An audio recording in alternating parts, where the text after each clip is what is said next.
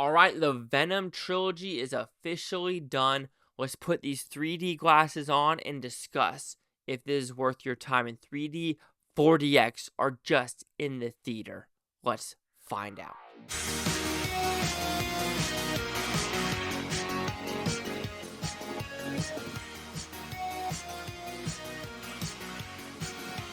Chase Lehocky here with the Blue Futon reviewing Venom: The Last Dance. So it's about pretty simple premise. Tom Hardy, Last Dance with Venom, and now there's a bunch of symbiotes in Area 51, and now there's Creel, I don't know, some guy in space taking these monsters to Earth to find the Codex, which is actually in Tom Hardy and Venom's body. And they will know where the Codex is if they actually are together. But if they're just separate, these monsters can't find them. But we're going to go to Area 51 because that's where this movie is basically based out of. So anyway, let's start with 3D 4DX. 3D, I was pleasantly surprised. Honestly, I was expecting it to be shite. It wasn't shite. It was really done well. Especially when Venom was kind of on the side of Tom Hardy. And when the action set pieces were in play, I did feel a lot of pop-out effects and a lot of depth effects. Like, I was shocked. I won't lie, because the first Venom was in 3D. The second one wasn't, if I'm not mistaken, and the third one is. So I don't know why they didn't do it with Let There Be Carnage. But with this one, good pop-out effects, good depth, and I was pleasantly surprised with that. 4DX, it worked, especially when there's action set pieces, and there's a lot of action set pieces in this movie. You're going to get a lot of wind effects. You're going to get a lot of shaky of the seats. But it wasn't as bombastic as I was expecting, honestly. It felt like it was a little bit more subtle than other action movies that I have seen in 4DX. So if you are going to try to see it in 3D 4DX, it might be worth the experience. But I don't think you're going to miss too much if you don't see it in 4DX. But I do think the 3D itself was worth it, though. So either one or the other are what. Anyway, the movie itself, though, I was actually very disappointed with this movie, except for the third act. I mean, I don't know if it was the choppy editing. I don't know if it was just the costumes. I don't know if it was the weak story. But it just didn't flesh out to me as well as the first and second one. Because I rewatched the first and second one before going into The Last Dance. And my God, it just felt lazy. This felt lazy. Okay, let's talk about the positive first. Tom Hardy always has the chemistry with Venom. Even though Venom's a CGI character, it completely works, in my opinion. The family that wants to see aliens, there's some good comic relief there. And I really dig that. And like I said, the third act, the violence was bombastic. And I really dug how all these symbiotes were going into different humans to try to fight this creature. I just really loved that. The whole jumping in and out and figuring out what they can do to work together with the humans. It worked. It truly, truly worked. It was just a fun third act of the movie. But getting there, my God, I was not impressed whatsoever. So, like I said, I don't know if it's the jumpy editing. I don't know if it's just Tom Hardy as a whole. I just like kind of out of place, if you put it. Juno Temple, yes. Her storyline.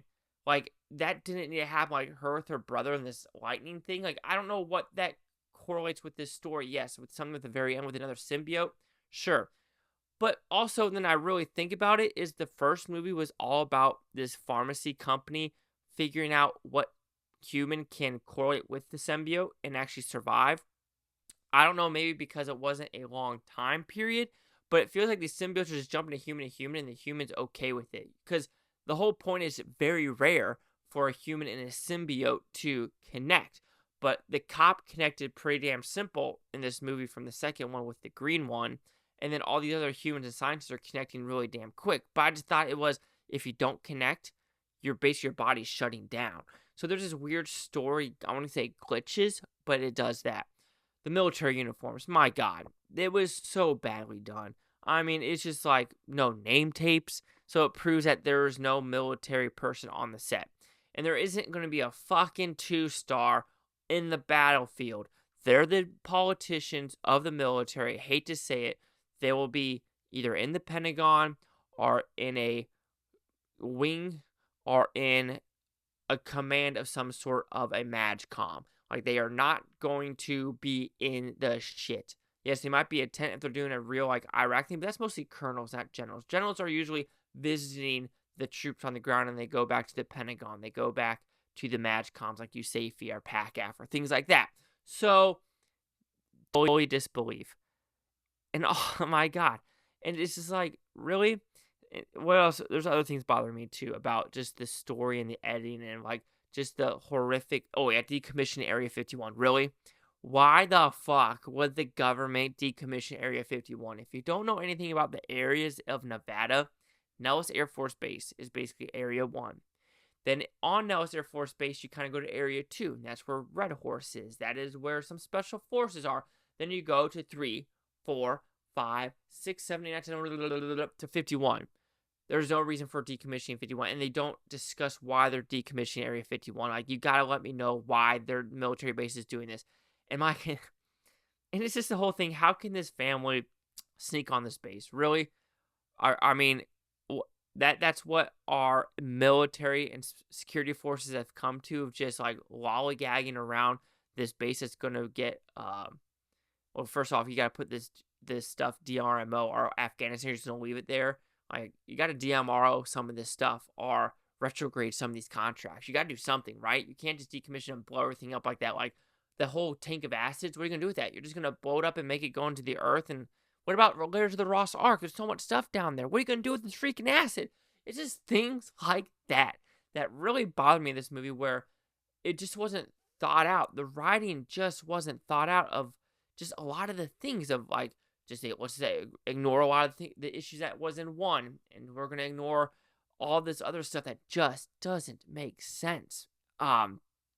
And just a weak story about this Kroll character and bringing these monsters and having to beat them. It's like, really? Oh, that's what the other one is. When you're in Vegas, there is no security guard stopping you from going into any casino, especially Paris.